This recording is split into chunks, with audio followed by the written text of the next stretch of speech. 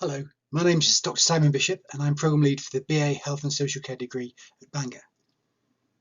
This is a very short lecture, very similar to the type of lectures you get if you attend the university, looking at the social determinants of health.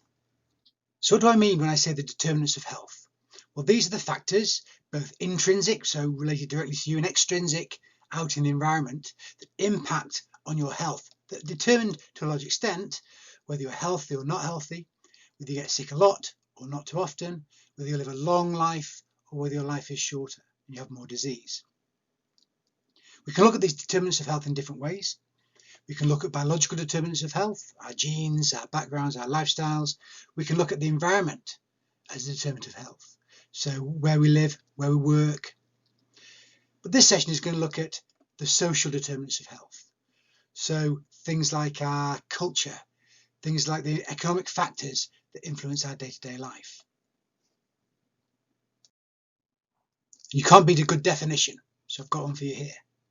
Social determinants of health are the social conditions in which people are born, grow, live, work, and age. Really, where you spend your life socially from the day you're born, or even before you're born, all the way through until you die. And these circumstances, these factors are driven by the distribution of certain elements, particularly money and power and resources. So the world is essentially divided up into those who have and those who have not or have less.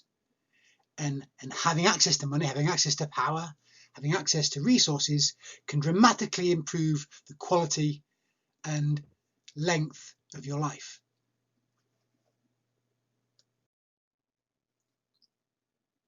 There's a very famous model here by Dahlgren and Wirehead that tries to visualize some of these factors in kind of a rainbow shape.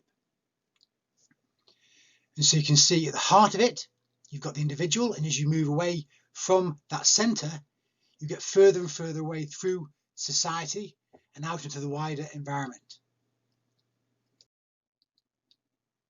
And essentially, this is broken down into kind of three layers. So the outside rim, these are the structural, or otherwise known as the distant determinants of health.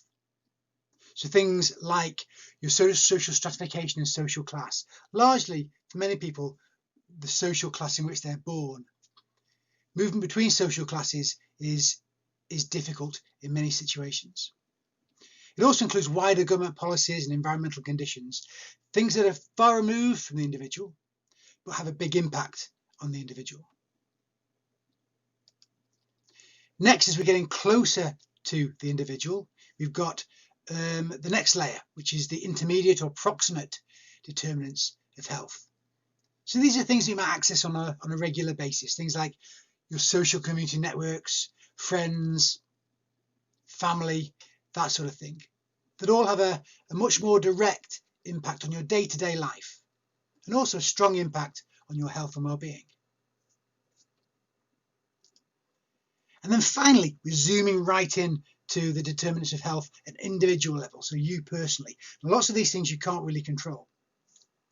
Things like age, sex or gender, and hereditary factors, genetic factors, the biological. Now, all the other rims can affect the biological in a positive and a negative way, but inherently at a genetic level, there's not really an awful lot you can do with the genes that you're born with. And so all of these three levels together explain the impacts of the world and of ourselves on our health.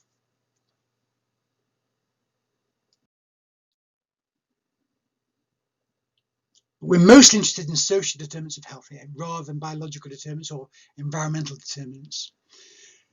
And when we look at it from a social perspective, what we're interested in is the complex social structure that forms all of our lives and drives lots of our decisions and provides or holds back many opportunities that would otherwise be available to us. And there are lots of factors at play in this social structure: our culture, our history, and our power or lack of power. And all of these flow through into opportunities that we may have or not have, assumptions that we make or are made about us by others, Discrimination, again, both ways. As we discriminate, or we are subject to discrimination by others because of a range of factors, our gender, our age, our ethnicity, our culture. And social mobility, the ability to move between different social hierarchies, to climb the social ladder and get access to better resources, more money, more power. Now, in a perfect society, we'd all have the same opportunities. We would make no assumptions and we'd be subject to no discrimination. And we'd all have perfect social mobility. We'd all be able to move up and down the ladder as we chose. But that's not the case. Because the current social structure that we find ourselves in, and this is true whether in the UK or elsewhere in most of the parts of the world, favours people with a higher social status. It favours individuals, it favours wealth, and it disadvantages the poor. And it disadvantages groups who are more dependent on others.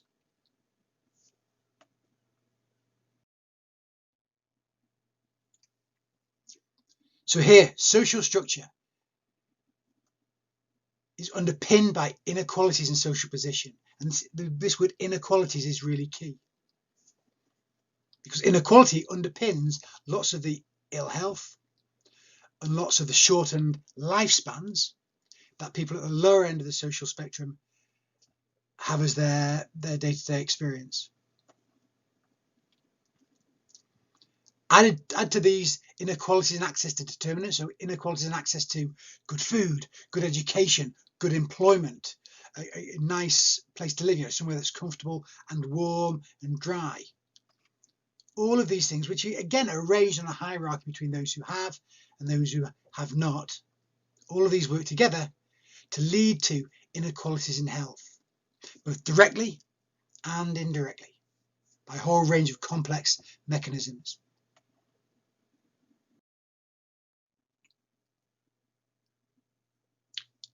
So health inequalities relate to a whole raft of different policy areas. In fact, there are arguments that social inequalities, health inequalities should form part of every aspect of every policy. So things like the environment, obviously poverty, geography, so who you are and where you live, individual differences, whether it's cultural, whether it's gender, whether it's age, your social circumstances, whether you're from a deprived area, a strong tie into geography there, social inclusion or lack of it, lifestyles, ethnicity, gender, disability, opportunities, discrimination, personal choices, age. All of these things influence and are influenced by health inequalities, by social inequalities, which map across directly to health inequalities.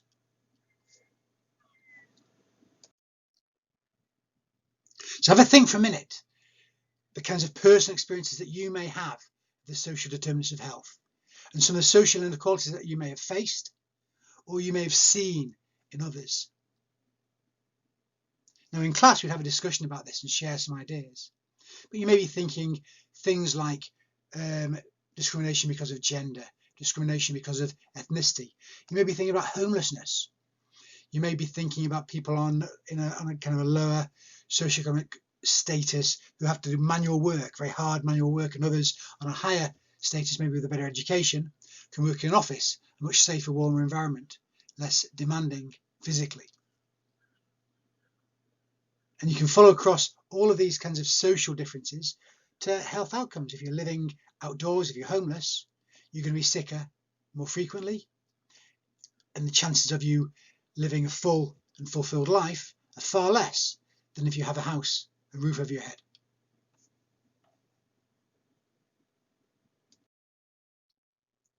So who can fix it? Well, that's the $60,000 question. And the thing is, it's because it's a societal problem. It's down to society to drive change, through changes to economic policies, to opening up and reducing issues around diversity, improving social welfare, to make society a fairer place. So the public sector is a part of society, but also an aspect of society which is under strong government control. They're major employers, so the government, the NHS, the police, the fire service, all government employers, but big employers. So there are opportunities there for a start to change the way the public sector operates, and then move into the private sector and drive changes there. But all these changes need to be at a macro level, at a social level. It's very difficult to fight a wildfire one kind of square metre at a time. You've got to try and deal with the whole issue, because as soon as you fight one element of that fire, one part of the fire, it spreads somewhere else. What you've got to do is deal with the issue strategically.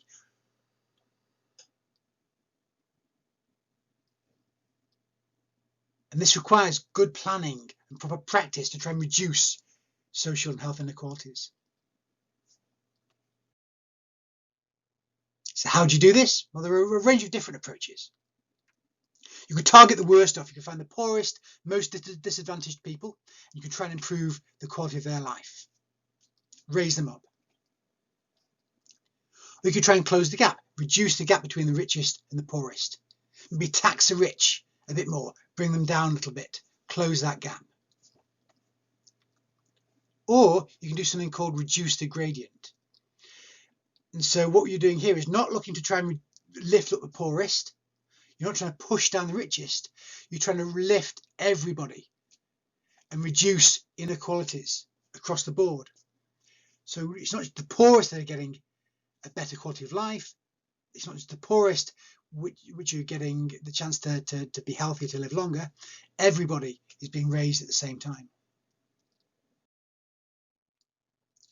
So here I'm targeting the worst off, I'm lifting the bottom up, but everybody else, all these gaps in between the poorest at the bottom and the richest at the top, remain the same. So I help the really poor, but I don't really help anybody else. So things like regeneration, try and improve employability amongst the most disadvantaged, target my health improvement towards the most vulnerable in society. There's nothing wrong with that, but it's only a partial solution, because it only helps the most poor. Which is great, but the problem is that it leaves everybody else behind. I can try and reduce the gap, so I can raise the poorest, and also squish down the most wealthy. I can tax the wealthiest and use that money to help support the poorest. Although that will reduce the difference between the most rich and the most poor, again, the people in the middle don't see any benefit at all from this system. There are arguments and good arguments made for this approach, but again, it's incomplete, because the middle group, the largest slice of the population, get no benefit.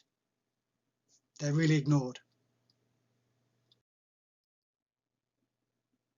And so finally, what you can do, if none of those two options appeal, is you can try and reduce the gradient. What you're trying to do here is raise everybody up. Now the poorest have got furthest to go, and so you raise them up the most, but every group gets raised until what you're trying to do is reduce inequalities. Not just absolute poverty, not just making the poorest not so poor anymore, or the wealthiest not so wealthy anymore. What you're trying to do is squeeze out inequality, squeeze out difference. So looking to reduce these inequalities for income, inequalities in gender, ethnicity, disability, and try and make a more even playing field for everybody.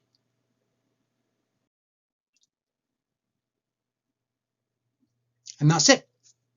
So the normal place you can go to read more, I'd recommend probably the first place you go to is to Michael Marmot's 2010 Fair Society, Healthy Lives, where he really explores this idea of narrowing the gap, squeezing the gap, and trying to reduce social inequalities, trying to improve and reduce health inequalities. And if you come to Bangor and if you join the BA Health and Social Care programme, you'll learn a lot more about all of this. Thank you for your time.